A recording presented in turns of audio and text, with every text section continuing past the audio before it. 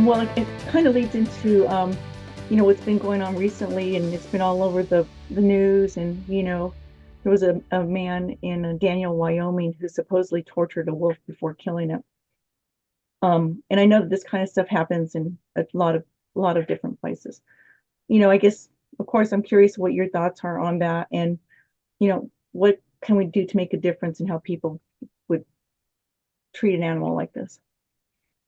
Yeah, no, I did hear about that, and that is very disturbing, um, because it's not really thinking that wolves are another living creature, and I'm very unfamiliar with that mindset. I mean, all you have to do is have a dog and know, if you want a wolf, get a dog, and so and dogs, all dogs are derived from wolves, and so if you do something bad to your dog, you know how the dog reacts to it, feels about it.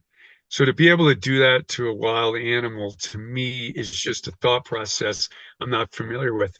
And I'm not, hunting is a big part of our culture, and that's different. That's part of humans' history is hunting. What that person did is not that. He ran it over multiple times with his snowmobile, not killing it, but injuring it so severely that it just laid there. And then he taped its mouth and brought it to his house and then a bar. And that is just kind of sick behavior, because you're not thinking of that animal's pain, misery, or feelings. And so I really don't understand that at all. And the hard part is when you say, how do we stop it? Is, human nature is we don't like outsiders telling us what to do. So the state of Wyoming has a certain policy towards wolf management, and they don't like it when outsiders from elsewhere from Wyoming criticize them and tell them what to do. So what human nature does is it digs in. If people from New York City and Los Angeles criticize people from Wyoming, they resent it and don't change. They actually become harder to the way they are. And, so I'm not sure what the solution is because torturing animals needs to stop. That is just not ethical or proper wildlife management.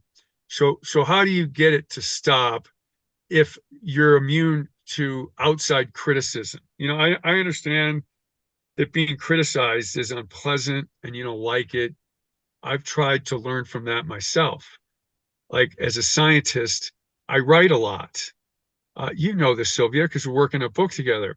And when you write in and say, I don't like what you wrote, it's wrong, it hurts. It's personal. But it might be true. Hmm. Revising your writing to make it better is probably a good thing. So revising your management policies towards animal cruelty in the state of Wyoming needs to be done. And I think people need to just be like, okay, you know, the New Yorkers and the Californians, I don't care they're from someplace else. Fundamentally, what we're doing is wrong.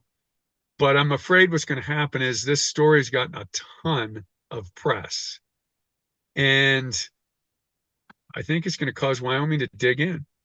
And that's what I'm fearful of. But supporting or allowing for animal torture and cruelty to occur. I mean, I saw pictures of that wolf in the bar, and it's appalling. And then he takes it out back and shoots it in the head with a pistol.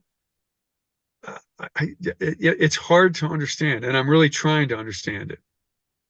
And I think we talk about Wyoming. I live in Idaho, and Stephanie lives in Montana. And you look at it, and when I started kind of learning more about the canines, the wild canines, the wolves and the coyotes, and I was shocked to see that. I mean, that kind of behavior is part of like the killing contest that they have with coyotes and stuff. And I didn't even know that that exists in multiple states.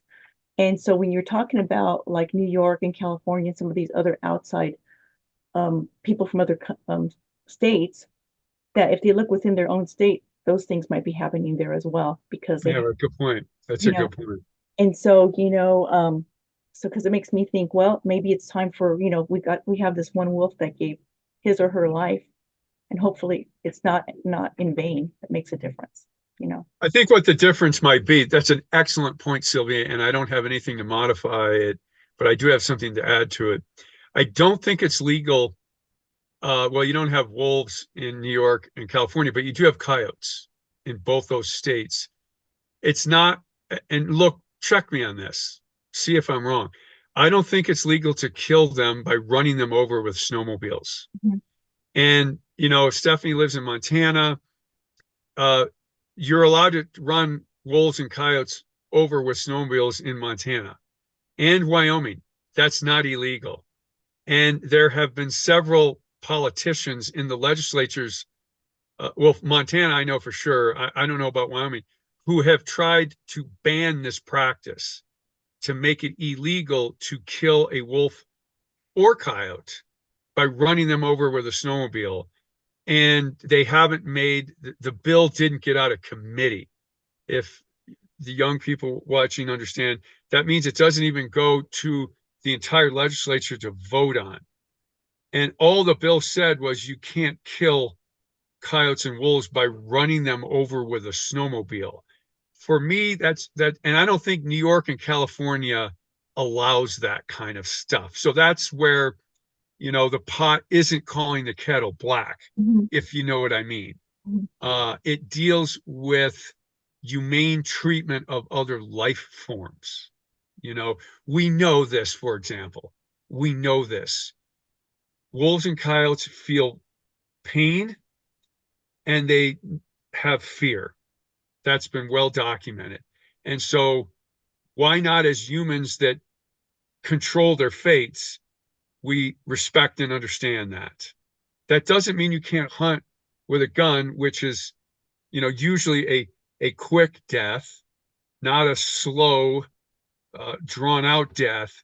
That's just respecting basic biology, psychology, nerves. They feel you get run over by a snowmobile, it's gonna hurt, and I think that's where when you say, other states are being hypocritical, uh, I don't know if they are on this one. Mhm. Yeah, I'll have to look at that. I think I was thinking more along the lines of some of the killing contests, you know. Yeah, no, that's true. Most Western states have predator killing contests, which I personally think should be banned as well. I Yeah. think hunting is ancient with human societies. What is hunting for?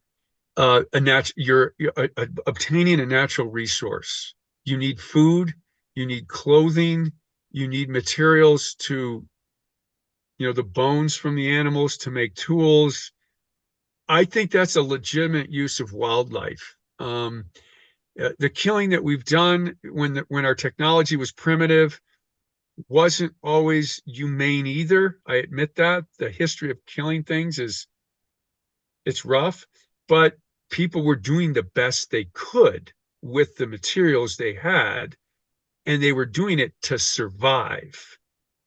This is not that Mhm. at all.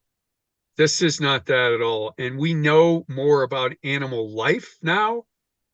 Why continue to behave that way? This is not Aboriginal humans, killing things with a spear or a rock.